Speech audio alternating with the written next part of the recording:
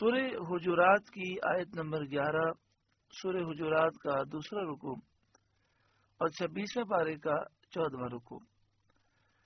اللہ رب العالمین نے ارشاد فرمایا، یا ایھا الذین آمنوا، اے ایمان والوں، لا یسخر قوم من قوم، نہ مرد مردوں سے ہنسیں، عسیٰ ان یکونوا خیرا منہم، عجب نہیں کہ وہ ان ہنسنے والوں سے بہتر ہوں، ولا نساء من نساء، اور نہ عورتیں عورتوں سے، عسیٰ ان یکن خیرا منہن، دور نہیں کہ وہ ان ہنسنے والیوں سے بہتر ہوں۔ یعنی یہ درس دیا جا رہا ہے کہ کوئی مرد کسی مرد کا مذاق نہ اڑائے۔ ہو سکتا ہے جس کا مذاق اڑایا جا رہا ہے اللہ کی بارگاہ میں اس کا مقام ہو اور وہ اس سے بہتر ہو۔ کوئی عورت کسی عورت کا مذاق نہ اڑائے، ہو سکتا ہے وہ عورت اللہ کی بارگاہ میں بہتر ہو۔ اس آیت کا نزول کئی واقعوں میں ہوا، یعنی کئی واقعات کے موقع پر اس آیت کریمہ کا نزول ہوا۔ نبی اکرم صلی اللہ علیہ وآلہ وسلم کی بارگاہ میں ایک واقعہ پیش آیا۔ نبی اکرم صلی اللہ علیہ وآلہ وسلم کی مجلس شریف میں جب ایک صاحب حاضر ہوتے تو صحابہ انہیں آگے بٹھاتے اور ان کے لیے جگہ خالی کر دیتے، کیونکہ ان کو ایک معذوری تھی، تاکہ وہ حضور صلی اللہ علیہ وآلہ وسلم کے قریب حاضر رہ کر کلام مبارک سن سکیں، کیونکہ ان کو سننے میں تکلیف تھی۔ ایک روز انہیں حاضری میں دیر ہو گئی، مجلس شریف خوب بھر گئی۔ اس وقت جب وہ آئے، اور قاعدہ یہ تھا کہ جو شخص ایسے وقت آتا اور مجلس میں جگہ نہ پاتا تو جہاں ہوتا کھڑا رہتا، لیکن وہ آئے تو ان کے ساتھ مسئلہ یہ تھا کہ دور بیٹھ کر وہ حضور کے فرمان کو سن نہیں سکتے تھے، تو وہ حضور کریم صلی اللہ علیہ وسلم کے قریب بیٹھنے کے لیے لوگوں کو ہٹاتے ہوئے یہ کہتے چلے، جگہ دو جگہ، یہاں تک کہ وہ حضور صلی اللہ علیہ وآلہ وسلم کے قریب پہنچ گئے۔ ان کے اور حضور صلی اللہ علیہ وآلہ وسلم کے درمیان میں صرف ایک شخص رہ گیا۔ انہوں نے اس سے بھی کہا کہ جگہ دو، اس نے کہا تمہیں جگہ مل گئی، بیٹھ جاؤ۔ تو انہیں غصہ آ گیا، غصے میں آ کر اس کے پیچھے بیٹھ گئے، اور جب دن خوب روشن ہوا تو انہوں نے اس کا جسم دبا کر کہا کہ کون؟ اس نے کہا میں فلاں شخص ہوں۔ انہوں نے اس کی ماں کا نام لے کر کہا فلانی عورت کا لڑکا۔ اس پر اس شخص نے شرم سے سر جھکا لیا۔ اس زمانے میں ایسا کلمہ آر دلانے کے لیے کہا جاتا تھا، اس زمانے کا عرف یہ تھا کہ کسی کو اگر ماں کے ساتھ پکارا جائے تو لوگ اسے عیب سمجھتے تھے، تو انہوں نے ان کی ماں کا نام لے کر کہا فلانی کا لڑکا۔ اس پر یہ آیت کریمہ نازل ہوئی۔ دوسرا واقعہ حضرت ضحاک نے بیان فرمایا کہ یہ آیت بنی تمیم کے حق میں نازل ہوئی، جو حضرت عمار، حضرت خباب، حضرت بلال، حضرت صہیب رومی، حضرت سلمان فارسی، حضرت سالم رضی اللہ تعالی عنہم اجمعین وغیرہ غریب صحابہ کی غربت دیکھ کر ان کے ساتھ تمسخر کرتے تھے، مذاق اڑاتے تھے۔ ان کے حق میں یہ آیت نازل ہوئی اور فرمایا گیا کہ مرد مردوں سے نہ ہنسیں، یعنی مالدار غریبوں کی ہنسی نہ بنائیں، نہ عالی نسب غیر ذی نسب کی، اور نہ تندرست اپاہج کی، معذور کی، نہ بینا اس کی جس کی آنکھ میں عیب ہو، کوئی کسی کا مذاق نہ اڑائے۔ یا فرمایا ہو سکتا ہے کہ وہ ان سے بہتر ہوں، سچائی میں، اخلاص میں، تقوی میں بہتر ہوں۔ اور نہ عورتیں عورتوں سے، یعنی عورتیں عورتوں کا مذاق نہ اڑائیں، ہو سکتا ہے کہ وہ ان سے بہتر ہوں۔ یہ آیت ام المومنین حضرت صفیہ بنت حیی رضی اللہ تعالی عنہا کے حق میں نازل ہوئی۔ انہیں کسی کے متعلق معلوم ہوا کہ انہوں نے ان کے متعلق کہا یہودی کی لڑکی، کیونکہ حضرت صفیہ کے والدین یہودی تھے اور یہ خود بھی پہلے یہودی تھیں، لیکن ایمان لائیں اور ام المومنین بن گئیں۔ تو انہیں کسی کے متعلق پتہ چلا کہ انہوں نے پیچھے سے ان کا ذکر کیا اور حضرت صفیہ کا نام لینے کے بجائے کہا یہودی کی لڑکی. اس پر انہیں رنج ہوا اور وہ روئیں اور سید عالم صلی اللہ علیہ وسلم سے شکایت کی. تو حضور صلی اللہ علیہ وسلم نے فرمایا تم نبی زادی ہو، کیونکہ یہ حضرت ہارون کی اولاد سے تھی، اور تم نبی کی بیوی ہو کہ ام المومنین ہیں، حضور کی زوجہ ہیں. تم پر وہ عورت کیا فخر کرتی ہیں، اور جس نے انہیں یہودی کی لڑکی کہا تھا ان سے حضور نے فرمایا اللہ سے ڈرو، ایسی بات نہ کہو. وَلَا تَلْمِزُوا أَنفُسَكُمْ، اور آپس میں تانا نہ کرو، ایک دوسرے پر عیب نہ لگاؤ. اگر ایک مومن نے دوسرے مومن پر عیب لگایا تو گویا اپنے ہی آپ کو عیب لگایا. وَلَا تَنَابَزُوا بِالْأَلْقَابِ، اور ایک دوسرے کے برے نام نہ رکھو جو انہیں ناگوار معلوم ہوں، یعنی کسی کو ایسے نام سے نہ پکارو کہ جو نام اسے اچھا نہ لگے. حضرت عبداللہ بن عباس رضی اللہ تعالی عنہما نے فرمایا کہ اگر کسی آدمی نے کسی برائی سے توبہ کر لی ہو، اس کو توبہ کے بعد اس برائی سے آر دلانا، شرم دلانا بھی اس نہیں میں داخل اور ممنوع ہے. جب اسے توبہ کر لی تو اب اس گناہ کا ذکر کر کے اسے شرم دلانا یہ منع ہے. بعض علماء نے فرمایا کہ کسی مسلمان کو کتا یا گدھا یا سور کہنا بھی اسی میں داخل ہے کہ یہ منع ہے. بعض علماء نے فرمایا کہ اس سے وہ القاب مراد ہیں جن سے مسلمان کی برائی نکلتی ہو اور اس کو ناگوار ہو، یعنی ایسے القاب سے، لقبوں سے یاد کرنا کہ سامنے والے کو وہ چیز اچھی نہ لگے. لیکن تعریف کے القاب جو سچے ہوں ممنوع نہیں، سچی تعریف کی جا سکتی ہے. جیسا کہ حضرت ابو بکر صدیق رضی اللہ تعالی عنہ کا لقب عتیق ہے، جہنم کی آگ سے آزاد، صدیق اکبر، صحابہ میں سب سے بڑے سچے. حضرت عمر کا لقب فاروق اعظم ہے، سب سے بڑے حق و باطل میں فرق کرنے والے. حضرت عثمان کا لقب ذو النورین، دو نور والے، کہ دو نور ان کے گھر میں آئے. نبی اکرم صلی اللہ علیہ وآلہ وسلم کی ایک صاحبزادی سے، شہزادی سے آپ نے نکاح کیا، ان کے انتقال کے بعد دوسری شہزادی سے نکاح ہوا. ان کے انتقال کے بعد حضور نے فرمایا اگر میری 40 اور ایک روایت میں ہے کہ 100 بیٹیاں ہوتی، ایک کا انتقال ہوتا میں دوسرے کا نکاح عثمان سے کرتا، اس کا انتقال ہوتا تیسری کا کرتا، یہاں تک کہ 100 کا نکاح کر دیتا. نبی اکرم صلی اللہ علیہ وآلہ وسلم کی بارگاہ میں حضرت عثمان غنی کا کیسا مقام ہے. اسی طرح حضرت عثمان کا لقب غنی بھی ہے. یہاں پر ذو النورین پر مجھے بہت تعجب ہوتا ہے ان لوگوں پر کہ جو حضرت عثمان غنی کے لقب ذو النورین کو مانتے ہیں اور کہتے ہیں کہ حضور کی 2 صاحبزادیاں، 2 نور ان کے گھر میں آئے اس لیے 2 نور والے ہو گئے، لیکن حضور صلی اللہ علیہ وسلم کو نور نہیں مانتے. بڑی عجیب بات ہے کہ حضور کی شہزادیاں نور ہیں اور ان کی وجہ سے حضرت عثمان غنی نور والے ہو گئے، اور خود رسول اللہ کو یہ نور نہیں مانتے.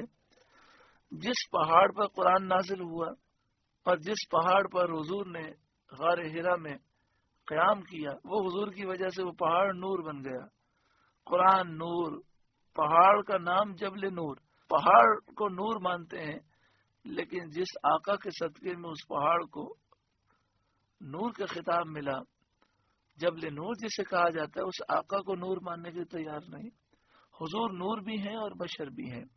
حضرت علی کا ابو تراب یہ لقب تھا، اور ابو تراب کی وجہ یہ تھی کہ نبی اکرم صلی اللہ علیہ وآلہ وسلم نے ایک دن انہیں دیکھا کہ زمین پر لیٹے ہیں اور مٹیاں اوڑھ کر ان کی جسم پہ لگی ہوئی ہیں.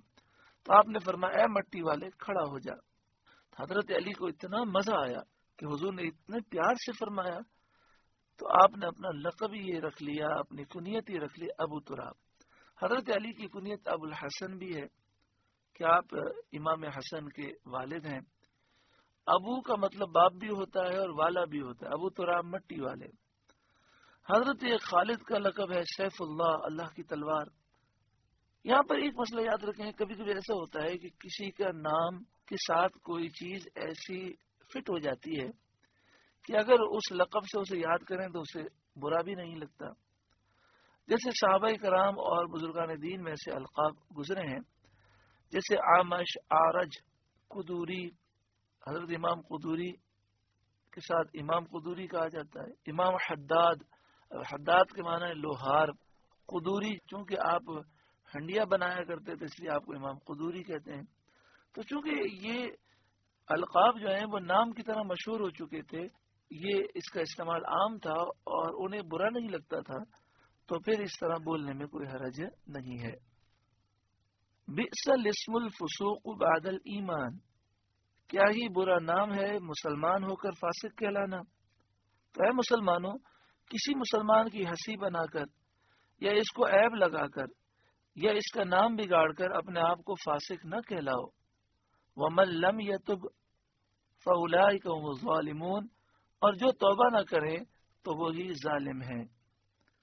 یا ایھا الذین آمنوا اجتنبوا کثیرا من الظن، اے ایمان والوں بہت گمانوں سے بچو کیونکہ ہر گمان صحیح نہیں ہوتا۔ ان بعد الظن اثم، بے شک کوئی گمان گناہ ہو جاتا ہے۔ مومن صالح کے ساتھ برا گمان ممنوع ہے۔ کوئی مومن ہے، نیک شخص ہے، تو اس کے ساتھ برا گمان رکھنا یہ منع ہے۔ اسی طرح اس کا کوئی کلام سن کر فاسد برے معنی مراد لینا یہ بھی منع ہے، جبکہ اس کے دوسرے صحیح معنی موجود ہوں، اور مسلمان کا حال ان کے موافق ہو، یہ بھی گمان بد میں داخل ہے۔ حضرت سفیان ثوری رضی اللہ تعالی عنہ نے فرمایا، گمان دو طرح کا ہے، ایک وہ کہ دل میں آئے اور زبان سے بھی کہہ دیا جائے، یہ اگر مسلمان پر بدی کے ساتھ ہے گناہ ہے۔ دوسرا یہ کہ دل میں آئے زبان سے نہ کہا جائے، یہ اگرچہ گناہ نہیں مگر اس سے بھی دل خالی کرنا ضرور ہے۔ گمان کی کئی قسمیں ہیں، ایک واجب ہے، وہ اللہ کے ساتھ اچھا گمان رکھنا ہے۔ ایک مستحب، وہ مومن صالح کے ساتھ نیک گمان۔ ایک ممنوع حرام، وہ اللہ کے ساتھ برا گمان کرنا اور مومن کے ساتھ برا گمان کرنا۔ ایک جائز، وہ فاسق مولن جو اعلانیہ گناہ کرتا ہے، اس کے ساتھ ایسا گمان کرنا جیسے کام اس سے ظہور میں آتے ہوں۔ شیطان ہمارا دشمن ہے اور شیطان گناہوں کو مزین کر کے خوبصورت بنا کر پیش کرتا ہے۔ قرآن مجید فرقان حمید نے زیادہ گمان کرنے سے ہمیں منع کیا، لیکن شیطان زیادہ گمان کرنے کو ہوشیاری اور سمجھداری اور عقل مندی سے تعبیر کرتا ہے۔ کسی کے 2 جملے 5 جملے لے کر 2-3 نتیجے قائم کر لینا اور پھر ان میں سے کوئی نتیجہ ہماری سوچ کے مطابق صحیح نکلے تو فخر سے کہنا میں نے تو پہلے ہی کہہ دیا تھا۔ صوفیاء کرام نے یہ بات لکھی ہے کہ اگر 3 غلط نتیجے قائم کیے گئے اور اس میں سے تینوں کے تینوں بعد میں ثابت بھی ہو گئے، تو جب تک ثابت نہیں ہوئے تھے پہلے یہ گمان کرنے کا گناہ ضرور ہوگا اور بدگمانی کا گناہ لکھا جائے گا۔ اللہ تعالیٰ اس مرض سے ہمیں نجات دے۔ پھر یہ بات عرض کروں گا کہ جو شخص مذہبی کہلاتا ہو، دیندار کہلاتا ہو، اور اسے اس کی پرواہ نہ ہو کہ بدگمانی کیا چیز ہے، لوگوں سے حسن ظن قائم رکھنا چاہیے، تو بتائیے کہ کتنا بڑا خسارہ ہے کہ لوگ ہمیں نیک سمجھیں اور ہم بڑے بڑے کبیرہ گناہوں میں مبتلا ہوں۔ اللہ میری اصلاح فرمائے، آپ کی اصلاح فرمائے۔ ولا تجسسوا، اور عیب نہ ڈھونڈو، یعنی مسلمانوں کی عیب جوئی نہ کرو اور ان کے چھپے حال کی جستجو میں نہ رہو، جسے اللہ تعالیٰ نے اپنی ستاری سے چھپایا ہے۔ ہر ایک کے ساتھ عیب ہیں، لیکن اللہ تعالیٰ ستار ہے، وہ عیبوں کو چھپاتا ہے۔ تو جب اللہ تعالیٰ نے کسی مسلمان کا عیب چھپایا ہے تو عیب مت تلاش کرو، اس کے حال کی جستجو مت کرو۔ حدیث شریف میں گمان سے بچو، گمان بڑی جھوٹی بات ہے، اور مسلمانوں کی عیب جوئی نہ کرو، ان کے ساتھ ہرس، لالچ، حسد، بغض اور بے مروتی نہ کرو۔ اے اللہ کے بندوں، بھائی بنے رہو جیسا تمہیں حکم دیا گیا۔ مسلمان مسلمان کا بھائی ہے، اس پر ظلم نہ کرے، اس کو رسوا نہ کرے، اس کی تحقیر نہ کرے، یعنی اسے ذلیل نہ کرے۔ تقوی یہاں ہے، تقوی یہاں ہے، تقوی یہاں ہے۔ اور یہاں کے لفظ سے پیارے آقا صلی اللہ علیہ وسلم نے اپنے سینے کی طرف اشارہ فرمایا۔ آگے ارشاد فرمایا، آدمی کے لیے یہ برائی بہت ہے کہ اپنے مسلمان بھائی کو حقیر دیکھے، اسے کمتر سمجھے۔ ہر مسلمان مسلمان پر حرام ہے، اس کا خون بھی، اس کی آبرو بھی، عزت بھی، اور اس کا مال بھی۔ اللہ تعالیٰ تمہارے جسموں اور صورتوں اور عملوں پر نظر نہیں فرماتا، لیکن تمہارے دلوں پر نظر فرماتا ہے۔ بخاری شریف اور مسلم شریف میں حدیث پاک موجود ہے۔ جو بندہ دنیا میں دوسرے کی پردہ پوشی کرتا ہے، عیب معلوم ہو گیا، اس کے عیب کو چھپاتا ہے، اللہ تعالیٰ قیامت کے دن اس کی پردہ پوشی فرمائے گا۔ حدیث شریف میں ہے، غیبت یہ ہے کہ مسلمان بھائی کے پیٹھ پیچھے ایسی بات کہی جائے جو اسے ناگوار گزرے۔ اگر وہ بات سچی ہے تو غیبت ہے، ورنہ بہتان۔ سچی بات اگر مسلمان کے پیٹھ پیچھے کہی جائے اور وہ عیب ہے، وہ برائی ہے، تو اسے غیبت کہتے ہیں۔ اور اگر وہ برائی اس میں موجود نہیں تو وہ برائی جو موجود نہیں اس کے سامنے کہی جائے یا پیٹھ پیچھے کہی جائے، اسے بہتان اور تہمت کہتے ہیں۔ یہ بھی بہت بڑا گناہ ہے۔ کسی مسلمان کے منہ پر بات کہنا تو اس کے بھی شرعی تقاضے ہوتے ہیں۔ مقصد ہو پیار محبت کے ساتھ اصلاح کرنا اور شریعت اس کی اجازت دیتی ہو تو کوئی مسئلہ نہیں، لیکن اگر شرعی طور پر اجازت نہ ہو اور اس سے اس کا دل دکھے، دل آزاری ہو، تو یہ بھی گناہ ہے۔ بعض لوگوں کو کہا جائے کہ آپ پیٹھ پیچھے اس کی برائی نہ کریں، یہ غیبت ہے، تو وہ کہتے ہیں غیبت تھوڑی کر رہا ہوں، سچی بات بتا رہا ہوں۔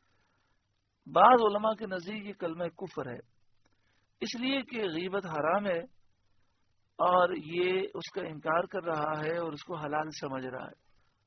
تو بھائی غیبت کہتے ہی سچی بات کو ہیں، اس عیب کو کہتے ہیں جو واقعی اس میں پایا جائے۔ اگر آپ جھوٹی بات کہہ رہے ہیں تو وہ تو تہمت بہتان ہے، وہ بھی بہت بڑا گناہ ہے۔ بعض لوگوں کو سمجھایا جائے کہ غیبت نہ کریں تو فوراً کہتے ہیں میں کسی کے باپ سے نہیں ڈرتا، اس کے منہ پر بھی کہہ سکتا ہوں۔ تو غیبت کی تعریف یہ نہیں ہے کہ پیٹھ پیچھے ایسی برائی کرنا جو منہ پہ نہ کہی جا سکے۔ پیٹھ پیچھے برائی کرنے کو غیبت کہتے ہیں، اور منہ پہ کہنا کوئی کمال نہیں۔ اگر منہ پر کہنے سے دل آزاری کی کیفیت ہو اور شرعی طور پر اس کی اجازت نہیں تو یہ کوئی کمال اور کوئی بہادری کی بات نہیں ہے۔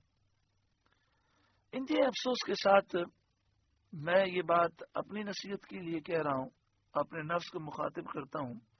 ہر شخص اپنے نفس کو مخاطب کرے کہ شیطان نے ہمیں سب سے زیادہ جس مصیبت میں مبتلا کیا وہ غیبت ہے۔ کاش ہم اپنی اصلاح کرتے اور آپس کی مجلسوں میں کسی کی برائی کو ذکر نہ کرتے، کاش ایسا ہوتا۔ اس سے بھی خطرناک جو بات ہے وہ یہ کہ غیبت کر کے افسوس نہیں ہوتا، ہمیں دکھ نہیں ہوتا، غیبت کو ہم غیبت نہیں سمجھتے، بلکہ آج کل جو مختلف مذہبی تنظیمیں ہیں، تحریکیں ہیں، مدارس ہیں، ادارے ہیں، مذہبی لوگوں کی میں بات کر رہا ہوں، تو وہ غیبت کو ایک ثواب سمجھ کے کرتے ہیں۔ نعوذ باللہ من ذالک۔ اس سے دین کا بہت فائدہ ہوگا۔ میں تو آپ کو ایک حقیقت بتا رہا ہوں، کبھی کبھی ایسا ہوتا ہے کہ شرعی طور پر غیبت کی اجازت ہوتی ہے اور اسے غیبت شمار نہیں کیا جاتا، لیکن اکثر ایسا ہوتا ہے کہ ہماری غلط فہمی ہوتی ہے اور شیطان ہمارے لیے گناہ کو مزین کر دیتا ہے۔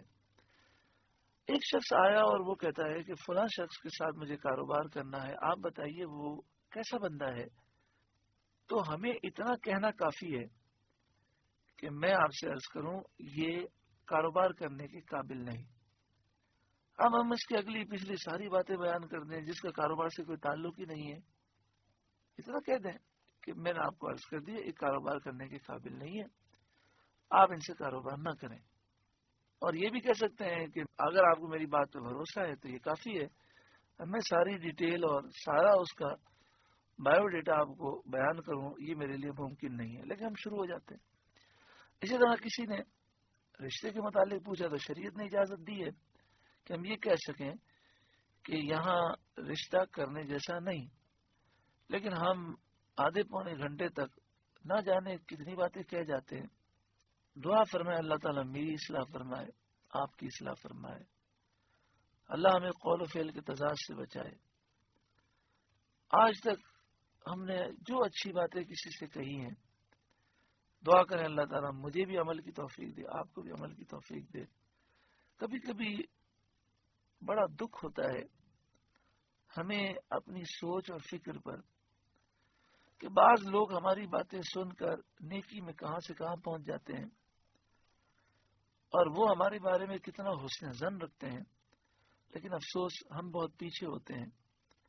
قرآن پاک کا درس ہے، نور برس رہا ہے. دعا کریں اللہ تعالیٰ مجھے بھی اور آپ سب کو نیکیوں میں تقوی میں بہت آگے کر دے، اور جیسا لوگ ہمارے بارے میں اچھا گمان کرتے ہیں اللہ اس سے اچھا بنا دے. حضرت امام اعظم ابو حنیفہ رضی اللہ تعالیٰ عنہ بازار سے گزر رہے تھے. کسی نے کہا یہ وہ ہیں جو پوری رات عبادت کرتے ہیں سوتے نہیں ہیں. تو آپ نے یہ سنا تو آپ نے کہا مسلمان میرے بارے میں یہ گمان رکھتے ہیں اور میں تو رات کو آرام بھی کرتا ہوں. تو اس کے بعد آپ نے سونا ترک کر دیا اور پوری رات آپ عبادت کرتے. اعلیٰ حضرت امام اہل سنت کو کسی نے خط لکھا اور خط میں آپ کو حافظ لکھ دیا. آپ نے کہا مسلمان میرے بارے میں یہ گمان رکھتے ہیں کہ میں حافظ ہوں، میں حافظ تو نہیں ہوں. تو رمضان کے ایک مہینے میں آپ نے پورا قرآن پاک حفظ کر لیا. اور کس طرح حفظ کیا؟ عصر اور مغرب کے درمیان یا مغرب اور عشاء کے درمیان 1 گھنٹے کے اندر ایک بار آپ حفظ کر لیتے. اس طرح آپ نے 1 مہینے میں پورا قرآن پاک حفظ کر لیا. دعا کریں جیسا لوگ ہمیں اچھا سمجھتے ہیں اس سے اچھا ہمیں اللہ بنا دے، اور جو عیب اللہ نے ہمارے چھپائے ہیں اللہ تعالیٰ ان عیبوں کو دور فرمائے اور میدان قیامت کی رسوائی سے بچائے. ولا تجسسوا اور عیب نہ ڈھونڈو، ولا یغتب بعضکم بعضا اور ایک دوسرے کی غیبت نہ کرو. تو مسلمان بھائی کی غیبت بھی گوارا نہ ہونی چاہیے، کیونکہ اس کو پیٹ پیچھے برا کہنا یہ کتنا برا گناہ ہے. فرمایا ایحب احدکم ان یاکل لحم اخیہ میتا فکرہتموہ، کیا تم میں کوئی پسند رکھے گا کہ اپنے مرے بھائی کا گوشت کھائے تو یہ تمہیں گوارا نہ ہوگا.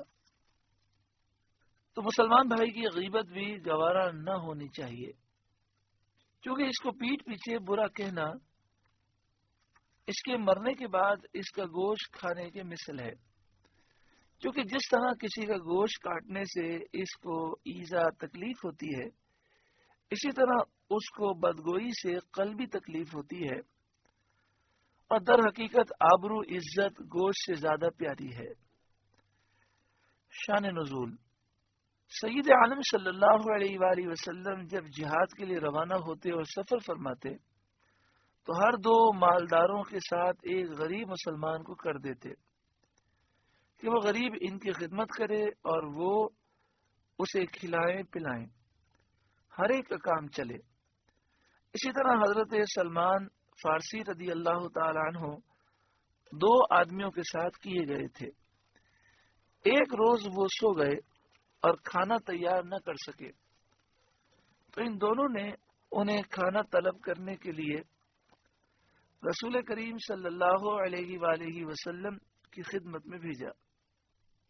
حضور صلی اللہ علیہ وآلہ وسلم کے خادم مطبخ جو باورچی خانے کے خادم تھے حضرت اسامہ رضی اللہ تعالیٰ عنہ، ان کے پاس کچھ نہ رہا تھا. انہوں نے کہا میرے پاس کچھ نہیں. حضرت سلمان فارسی رضی اللہ تعالیٰ عنہ نے یہی آ کر کہہ دیا. تو ان دونوں رفیقوں نے کہا کہ اسامہ رضی اللہ تعالیٰ عنہ نے بخل کیا. اور ایک روایت میں یہ ہے کہ انہوں نے سلمان فارسی کے متعلق کہا کہ یہ بہت سوتا ہے. جب وہ حضور صلی اللہ علیہ وسلم کی خدمت میں حاضر ہوئے، فرمایا میں تمہارے منہ میں گوشت کی رنگت دیکھتا ہوں. انہوں نے عرض کیا ہم نے گوشت کھایا ہی نہیں. فرمایا تم نے غیبت کی، اور جو مسلمان کی غیبت کرے اس نے مسلمان کا گوشت کھایا. غیبت بالاتفاق کبائر میں سے ہے. اس پر امت کا اتفاق ہے کہ غیبت کبیرہ گناہ ہے. غیبت کرنے والے کو توبہ لازم ہے. ایک حدیث میں یہ ہے کہ غیبت کا کفارہ یہ ہے کہ جس کی غیبت کی ہے اس کے لیے دعائیں مغفرت کرے. یہ بات یاد رکھیں کہ غیبت کی اور ہماری غیبت کرنے کی اطلاع اسے مل گئی تو کفارہ یہ ہے کہ اس سے جا کر معافی بھی مانگے اور اس کے لیے دعائیں مغفرت کریں. اور غیبت کی اور اسے معلوم نہیں ہوا کہ ہم نے اس کی غیبت کی ہے تو اسے جا کر یہ بتانے کی حاجت نہیں کہ میں نے آپ کی غیبت کی ہے. وہ پوچھے گا کیا کی، تو اس سے اسے بہت دکھ پہنچے گا. تو اس کا کفارہ یہ ہے کہ اس کے لیے دعائیں مغفرت کریں اور اس طرح کہیں اے اللہ ہماری مغفرت فرما اور جن لوگوں کی ہم نے غیبت کی ان کی مغفرت فرما. اور ہو سکے تو اس سے جا کر معافی اس انداز میں مانگ لے کہ جیسے کہے کہ رمضان المبارک کی آمد ہے، کوئی غلطی کوتاہی ہوئی ہو، شعبان کی آمد ہے یا شب معراج کی آمد ہے، کوئی بھی غلطی کوتاہی ہوئی ہے تو آپ معاف کر دیں، میں نے آپ کے حقوق میں جو کوتاہی کی مجھے معاف کر دیں. اور اس کا انداز بھی اچھا ہونا چاہیے. ہمارے یہاں ایک رسمی انداز ہو گیا کہ ایک میسج بنا کر 1000-2000 آدمیوں میں بھیج دیتے ہیں، اور جس کا دل دکھا ہوا ہے، جو ہم سے ناراض ہے، اس کے پاس یا تو میسج پہنچتا نہیں ہے، اگر میسج پہنچا تو اسے معاف کیا نہیں کیا اسے کوئی غرض نہیں ہے. بعض لوگ ہنستے ہوئے معافی مانگتے ہیں، ہنستے ہوئے کہتے ہیں بھائی کوئی غلطی ہو گئی تو معاف کر دینا. اس طرح نہیں ہوتا، بلکہ ہمیں چاہیے کہ ہم ایک ایک مسلمان سے سنجیدگی کے ساتھ معافی مانگیں، اور خاص طور پر جن کے ہم نے حقوق پامال کیے ان سے معافی مانگیں، اور جو حقوق واجب ہیں وہ ادا کریں. کسی کے پیسے لیے ہیں تو وہ پیسے واپس کریں. فاسق مولن کے عیب کا بیان غیبت نہیں، لیکن فاسق مولن کے دو عیب ہوتے ہیں. ایک وہ عیب ہوتے ہیں جو وہ اعلانیہ گناہ کر رہا ہے، اور ایک وہ گناہ ہے جو چھپ کے کر رہا ہے. تو جو چھپ کے کر رہا ہے اس کو ظاہر نہیں کرنا چاہیے. جو اعلانیہ کر رہا ہے مثلا سب کے سامنے شراب پیتا ہے تو کسی نے یہ کہا کہ وہ شراب پیتا ہے تو یہ غیبت نہیں ہے. لیکن فاسق مولن بھی جو گناہ چھپ کے کرتا ہے وہ بیان کرنے کی اجازت نہیں. حدیث شریف میں ہے کہ فاجر کے عیب بیان کرو کہ لوگ اس سے بچیں. ہاں، فاسق مولن کا جب ہم عیب بیان کریں تو نیت یہ ہونی چاہیے کہ لوگ اس کے دھوکے سے اور فراڈ سے بچیں. حضرت حسن رضی اللہ تعالیٰ سے مروی ہے کہ 3 شخصوں کی حرمت نہیں: ایک صاحب ہوا بد مذہب، دوسرا فاسق مولن، تیسرا ظالم بادشاہ. یعنی ان کے عیوب بیان کرنا غیبت نہیں. جیسے ہمارے یہاں پر وزیر اعظم، صدر، گورنر، وزیر اعلیٰ کی برائیاں کی جاتی ہیں، تو جب یہ ظالم لوگ ہیں تو حضرت حسن فرماتے ہیں ان لوگوں کے عیوب بیان کرنا غیبت نہیں. اسی طرح جو بد مذہب ہیں، بد عقیدہ ہیں، جو نبی اکرم صلی اللہ علیہ وآلہ وسلم کی میلاد پر اعتراض کرتے ہیں، کھڑے ہو کر صلاۃ السلام پر اعتراض کرتے ہیں، مسلمانوں کو مشرک کہتے ہیں، بدعتی کہتے ہیں، صحابہ کرام کے بے ادب گستاخ ہیں، اولیاء کے بے ادب ہیں، نبی اکرم صلی اللہ علیہ وآلہ وسلم کی علم کی شان اور دیگر شانوں کا انکار کرتے ہیں، ان لوگوں کے عیب بیان کرنا اور نیت یہ ہو کہ تاکہ لوگ ان سے دور رہیں کیونکہ ان کے قریب ہوں گے تو ان کے ایمان ضائع ہونے کا اندیشہ ہے.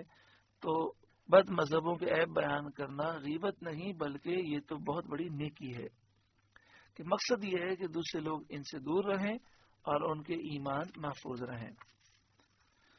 واتقوا اللہ، اور اللہ سے ڈرو، ان اللہ تواب الرحیم، بے شک اللہ بہت توبہ قبول کرنے والا مہربان ہے۔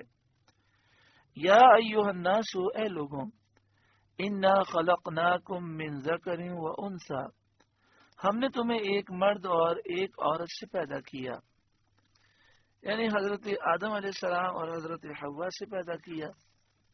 نسب کے اس انتہائی درجے پر جا کر تم سب کے سب مل جاتے ہو، تو نسب میں تفاخر اور تفاضل کی کوئی وجہ نہیں، سب برابر ہو، ایک جد اعلیٰ کی اولاد ہو۔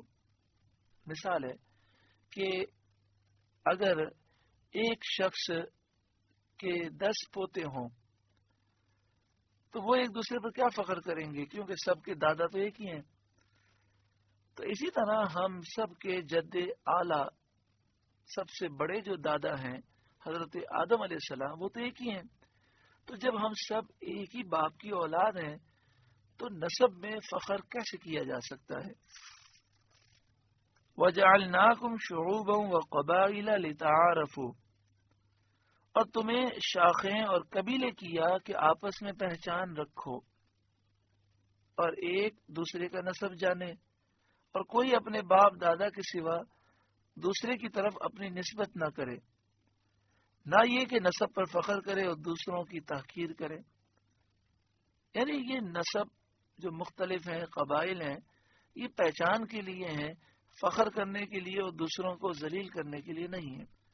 ہاں یہ ضرور ہے کہ نبی اکرم صلی اللہ علیہ وآلہ وسلم کی نسبت کی وجہ سے جو حضور کی اولاد ہے، جو خاتون جنت کی اولاد ہے، جو امام حسن اور امام حسین کی اولاد ہیں، جو سید ہیں، سادات ہیں، ان کی تعظیم، ان کی تکریم ہم پر واجب ہے، فرض ہے، اور ان کو اللہ تعالیٰ نے فضیلت عطا فرمائی کیونکہ ان کا رشتہ نبی اکرم صلی اللہ علیہ وآلہ وسلم سے ہے۔ تو سیدوں کے بارے میں بہت احتیاط کرنی چاہیے، اللہ تعالیٰ ہمیں ادب کی توفیق عطا فرمائے۔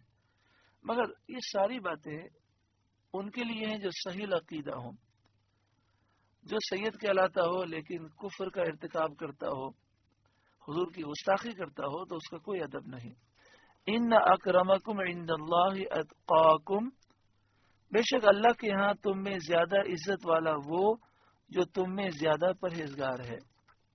اب اس چیز کا بیان کیا جا رہا ہے جو انسان کے لیے شرافت و فضیلت کا سبب ہے، جس سے انسان کو اللہ تعالیٰ کی بارگاہ میں عزت حاصل ہوتی ہے، کہ فضیلت اور عزت کا جو مدار ہے وہ پرہیزگاری ہے، نسب نہیں ہے۔ رسول کریم صلی اللہ علیہ وآلہ وسلم نے بازار مدینہ میں ایک حبشی غلام ملاحظہ فرمایا جو یہ کہہ رہا تھا کہ جو مجھے خریدے اس سے میری یہ شرط ہے کہ مجھے رسول کریم صلی اللہ علیہ وسلم کی اقتداء میں 5 نمازیں ادا کرنے سے منع نہ کرے۔ اس غلام کو ایک شخص نے خرید لیا، پھر وہ غلام بیمار ہو گیا تو سید عالمین صلی اللہ علیہ وآلہ وسلم اس کی عیادت کے لیے تشریف لائے، پھر اس کی وفات ہو گئی۔ رسول کریم صلی اللہ علیہ وآلہ وسلم اس کے دفن میں تشریف لائے، اس پر لوگوں نے کچھ کہا، اس پر یہ آیت کریمہ نازل ہوئی، ان اللہ علیم خبیر، بے شک اللہ جاننے والا خبردار ہے۔ قالت الاعراب آمنا، گوار بولے ہم ایمان لائے، دیہاتی بولے ہم ایمان لائے۔